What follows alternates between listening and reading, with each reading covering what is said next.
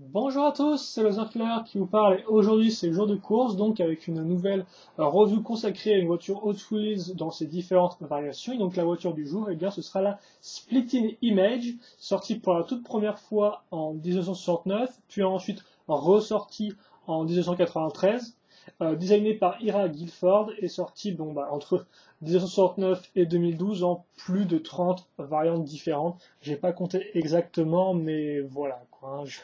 J'ai pas trop envie, mais voilà. Donc oui, quand je dis qu'en fait elle est ressortie, c'est parce que tout bêtement, elle est sortie d'abord en 69, elle est restée quelques années dans le commerce où elle est ressortie, puis ensuite ils ont arrêté de la produire, et enfin ils ont recommencé à la produire à partir de 93. Pourquoi 93? Et bien tout simplement parce que c'était si je dis pas de bêtises, normalement 25 ans de la gamme, voilà, si je dis pas de bêtises. Enfin bref, donc là, Splitting Image, donc là je vous montre la version 2008 Web Trading Cars. Et donc au sein de ce segment de série, ça tient en trois variantes différentes, mais ça on en reparlera. Donc comme vous pouvez le voir, Splitting Image égale mot split, donc forcément la voiture sera plus ou moins divisée en deux. Et d'ailleurs c'est une des toutes premières à faire ça, vu qu'elle est sortie en 69, hein, donc en clair un an après l'arrivée des Hot Wheels sur le commerce. Et donc je vais faire un petit panorama, vous comprendrez un peu mieux là où elle est divisée. Et donc oui, on a deux cockpits qui, comme vous pouvez le voir, sont divisés par le moteur et les pots d'échappement. Donc, je vais finir ça. On remarquera que l'arrière est assez simple, hein, à part quelques rayures, enfin quelques formes, voilà, motifs à ce niveau-là.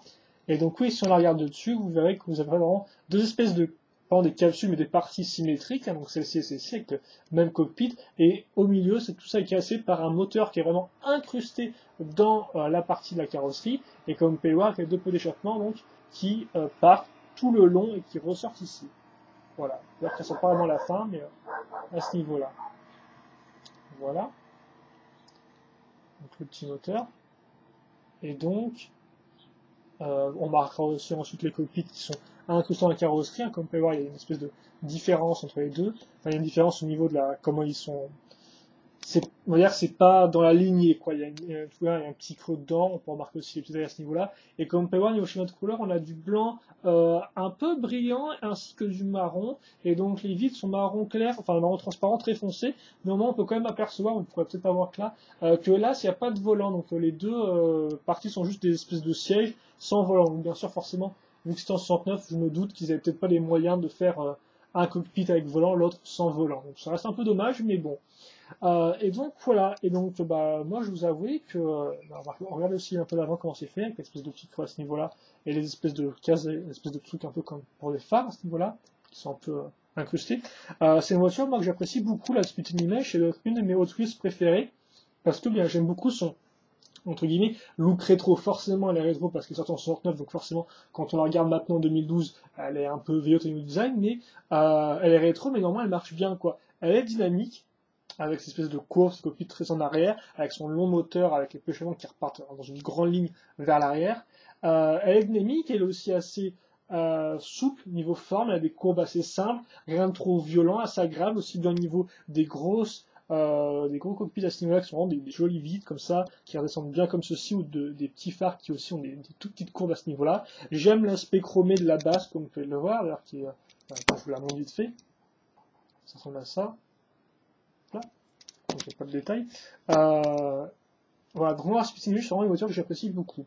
Donc ça, c'est la version blanche et marron. Donc en plus, je trouve que cette espèce de schéma de couleur avec du marron aide vraiment à l'aspect rétro, parce que ça fait un peu, voilà, le marron, c'est un peu comme une couleur qu'on trouvait avant un peu partout, quoi. Ça rappellera un peu la couleur bois, donc c'était un peu tout fait les meubles à l'époque, quoi, donc, avant l'arrivée du plastique, enfin meubles ou structure. Et donc c'est vrai que voilà, cette espèce de côté marron, je trouve, rajoute à l'aspect un peu rétro, un peu, je dirais pas kitsch, mais oui, rétro de la voiture. Et donc maintenant, je vous montre une seconde variation qui en fait fait partie du même segment de série. Hein, c'est aussi une 2008 Web Trading Cars. Et donc là, c'est la variation de couleur. Hein, donc on passe du blanc au vert, comme on peut le voir, et du marron au rouge, on peut dire ça comme ça, voilà. Et donc il faut savoir qu'il existe en fait trois variations au total au sein de ce segment de série pour la Splitting Image. Donc la blanche, la verte et aussi la blanche avec une base non peinte. Donc là, effectivement, moi c'était une base chromée, comme vous avez pu le voir. Donc petit en around, là je vous avouer que c'est vrai que j'ai surtout pris la voiture pour la collection et parce que j'aime bien la base, mais après je trouve que ces couleurs rendent pas génial par contre. Je dois vous avouer que là le vert et le rouge avec le chrome, pas trop quoi, hein. Je préfère mon blanc avec le marron, je trouve que ça a vraiment plus de, pas vraiment pêche, mais ça aide au look de la voiture, du véhicule. Et donc, bah, je pense que c'est tout. Je pense qu'il n'y a pas non plus vraiment besoin de vous montrer plus en détail cette seconde variation. Donc, même segment de series veut dire qu'au final, bah, vous aurez les mêmes imprimés, hein. Donc, même forme. Là, c'est vraiment, après, c'est plus des espèces de lignes qui sont un peu peintes autour de différentes structures. Alors, je vais pas noter, mais monter une espèce de partie un peu sphérique, enfin, un peu de cercle, à ce niveau-là. Et donc, je vais vous mettre ça comme ceci. Bien sûr, on va appeler à la rescousse le livre. Hop, enfin, de mon socle, hein, pour être professionnel.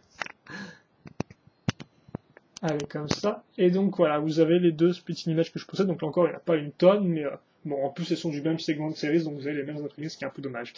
Donc voilà, cette petite image, c'est une voiture que moi j'apprécie beaucoup. Elle fait partie de mes 5 Hot Wheels préférés. Elle est à la fois assez simple, c'est vrai, mais pour moi, elle est diantrement efficace. J'aime beaucoup ce côté divisé en deux. J'aime aussi bien le fait que, bah voilà, elle est divisée en deux, mais elle part pas non plus dans tous les sens, quoi. Elle reste somme toute symétrique. Elle a cette espèce de gros bloc moteur avec les longs échappements qui est incrusté entre les deux. Et au final, elle a vraiment une forme qui, selon moi, est aérodynamique. Et, voilà, c'est assez, je la trouve très agréable à regarder, personnellement. Et donc voilà, je pense que c'est tout. Donc bah, si vous voulez voir un peu les autres variations de la Split English, parce que bon, sorti en plus de 30 variantes, eh bien, il y a de quoi faire.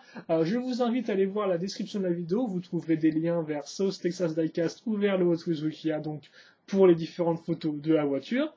Et ceci étant dit, bah, si vous avez encore des questions, des commentaires, n'hésitez pas à me les poser, je réponds avec grand plaisir. Et puis nous, bien sûr, on se retrouve pour une nouvelle vidéo Hot Wheels. Allez, à plus tard.